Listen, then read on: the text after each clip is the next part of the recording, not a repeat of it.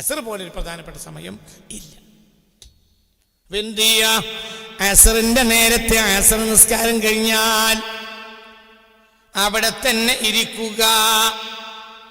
എന്നിട്ട് അവൻ ഫൽയഖ്റ 10 മർറാത്തിൻ ആയത്തുൽ കുർസി അവൻ 10 തവണ ഓതുക. ഖബ്ല അൻ യഖൂമ മിൻ മുസല്ലാഹു നിസ്കരിച്ചവരിൽ നിന്ന് എണീക്കുന്നതിന് മുമ്പേ മുതവജ്ജിഹൻ ഇലൽ ഖിബ്ല ഖിബ്ലയിലേക്ക് മുന്നിട്ടുകൊണ്ട്. ഒരാൾ ഖിബ്ലയിലേക്ക് മുന്നിട്ട് ഇരിക്കുക. എന്നിട്ട് അവൻ എന്ത് ചെയ്യുക? 10 തവണ ആയത്തുൽ കുർസി ഓതുക. ഇന്ന് മുതൽ പതിവാക്കുക.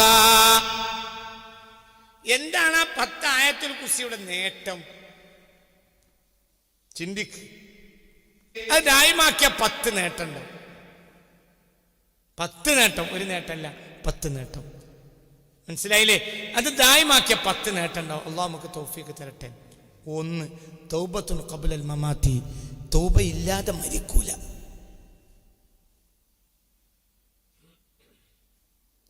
തൗബയിലേ മരിക്കൂ.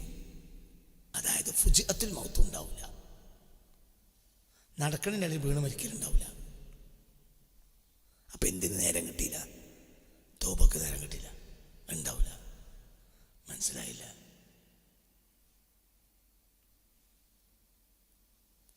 തൗബ നടക്കും. ഉദാഹരണം പറയാം, തൗബ ചെയ്തു ഇറങ്ങിപ്പോണ പോക്കിൽ അല്പം വയ്ക്കും. എന്നാലും എന്തുണ്ടായി? തൗബ ഉണ്ടായി. ചില രോഗങ്ങൾ നന്നാവും എന്നറിയാൻ കാരണം എന്താ?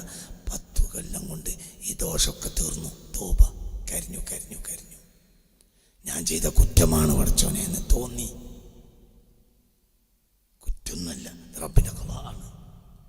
എന്നാലും എൻ്റെ കുറ്റം കൊണ്ടാണ്. അപ്പോൾ കുറ്റത്തിൽ നിന്ന് കരിഞ്ഞ് കരിഞ്ഞ് കരിഞ്ഞ് ഏതോ ഒരാളോടൊരു വഴക്കിട്ടിട്ടുണ്ട്. അയാളോട് മാപ്പ് പറയാൻ കഴിഞ്ഞിട്ടില്ല. അയാളെ മക്കളെ പറഞ്ഞയച്ച് കാറ് വെച്ച് വരുത്തി അയാളോട് മാപ്പ് പറഞ്ഞു. അയാൾ ഇങ്ങോട്ട് വരൂല പറഞ്ഞപ്പോൾ ആംബുലൻസ് വിളിച്ച് പോയി അയാളടുത്ത് അങ്ങോട്ട് മാപ്പ് പറഞ്ഞു. എന്തുകൊണ്ട്? എനിക്കിനി ഒന്നും ബാക്കിയുണ്ടാകാൻ പാടില്ല.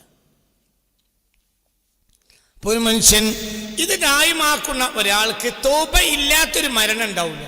അപ്പോൾ തൗബ ഉണ്ടായി കഴിഞ്ഞാൽ അത്തായിബു മിനൽ ദംബി കമൻ ലാ ദംബ ലഹു. ഇപ്പൊ അള്ളാന്റെ കോടതിയിൽ ഇവൻ എന്തില്ല? കുറ്റല്ല. ഒരാൾ തൗബയിൽ മരിച്ചാൽ എന്തില്ല? കുറ്റം. നമ്മൾ അവസാനത്തെ കർമ്മം തൗബയായാൽ പിന്നെ എന്തില്ല? എന്താണ് ഉറങ്ങണ്? കഴിഞ്ഞ 2 ആഴ്ച മുമ്പ് അല്ല തൗബ ചെയ്തിക്കണ്. തൗബ ചെയ്തിട്ടേ മരിച്ചിട്ടുള്ളൂ. മരിക്കണ മുമ്പ് എന്തുണ്ട്? തൗബ ഉണ്ട്. തൗബയിലുള്ള ഗുണം എന്താ? അത്തായിബു മിനൽ ദംബി കമൻ ലാ ദംബ ലഹു. ദോഷത്തിന് ഒരാൾ തൗബ ചെയ്താൽ അവന് ദോഷമില്ല. അപ്പൊ അള്ളാന്റെ കോടതിയിൽ എത്തിയപ്പോൾ പിന്നെ എന്തില്ല? ദോഷമില്ല. എന്തുകൊണ്ട്? തൗബയിലാ മരിച്ച്. തൗബ ചെയ്തിട്ട് പിന്നെ ജീവിക്കേണ്ടി വന്നില്ല. തൗബ ചെയ്തു മരിച്ചു. നിസ്കാരത്തിൽ മരിച്ചവരുണ്ട്, നിസ്കാരം കഴിഞ്ഞ് മരിച്ചവരുണ്ട്. നിസ്കാരത്തിന് മുമ്പ് തൗബ ചെയ്യും, നിസ്കാരം കഴിഞ്ഞിട്ട് വേഗം തൗബ ചെയ്യും. ഒരു മജ്‌ലിസ് കഴിഞ്ഞ് ഇറങ്ങി വന്നപ്പോൾ മരിച്ചു. എത്രയോ സ്വാലിഹ്യങ്ങൾ സുജൂദ് കടന്ന് മരിച്ചു. എങ്ങനെയാണ് മരിക്കല്? അത്തഹിയ്യാത്തിൽ പറഞ്ഞല്ലോ, അല്ലാഹുമ്മ റബ്ബി ഗ്ഫിർലി വർഹംനി വജ്ബുർനി. ഇതൊക്കെ നമ്മൾ അത്തഹിയ്യാത്തിലല്ല, എന്താ പറയുക, സുജൂദിന്റെ ഇടയിൽ റബ്ബി ഗ്ഫിർലി റബ്ബി ഗ്ഫിർലി മനസ്സറിഞ്ഞ് പറഞ്ഞാൽ മതിയല്ലോ. റബ്ബി ഗ്ഫിർലി, സകല ദോഷം അല്ലാഹു തആല പുറത്തു കൊടുക്കും. അത് കഴിഞ്ഞ് സുജൂദ് ചെയ്തു, സുജൂദ് മരിച്ചു. അപ്പൊ അവസാനത്തെ കർമ്മ ഏതാ? തൗബ. നിലനിൽക്കുന്ന കർമ്മ ഏതാ? സുജൂദ്. അങ്ങനെ മരിക്കും. ഈ റബ്ബി ഗ്ഫിർലി മനസ്സറിഞ്ഞ് പറഞ്ഞാൽ മതിയോ? നിസ്കാരത്തിൽ നിന്നപ്പോൾ തന്നെ തോന്നിക്കണ എന്തോ എനിക്ക് സുഖമില്ല. പിന്നെ ഓരോ അമലുകളും എങ്ങനെ ചെയ്തു? മനസ്സറിഞ്ഞ് ചെയ്തു. റബ്ബി ഗ്ഫിർലി വർഹംനി വജ്ബുർനി ഒക്കെ മനസ്സറിഞ്ഞ് പറഞ്ഞു. പിന്നെ സുജൂദ് കടന്നു, എണീറ്റില്ല, മരിച്ചു. അപ്പൊ അവസാനം തൊട്ടുമുമ്പുള്ള കർമ്മം തൗബ, ഇപ്പോഴത്തെ കർമ്മം ഇതാ സുജൂദ്. എങ്ങനെ ഇത്ര ആൾ മരിച്ചു അല്ലേ? ചിന്തിച്ചു നോക്ക്. അപ്പൊ ഒരു മനുഷ്യന് ഈ 10 ആയത്തുൽ കുർസി ദായിമാക്കിയാൽ എന്തൊക്കെ നേട്ടങ്ങൾ? ഫഇന്ന ഫിഹാ 10 ഖിസാലിൻ, അതിൽ 10 നേട്ടങ്ങൾ ഉണ്ട്. ഒരു നേട്ടം തൗബത്തുൻ ഖബ്ലൽ മമാതി, മരിക്കുന്നതിന് മുമ്പ് തൗബ ഉണ്ടാവും. 1. അള്ളാന്റെ കോടതിയിൽ എത്തിയാൽ ഇവൻ എന്തില്ല?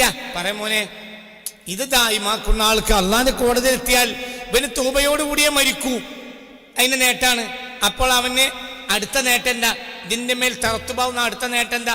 അള്ളാന്റെ കോടതിയിലെത്തിയപ്പൻ എന്തില്ല പറയേ? ദോഷമില്ല. കാരണം തൗബയിലേ മരിച്ചിട്ടുള്ളൂ.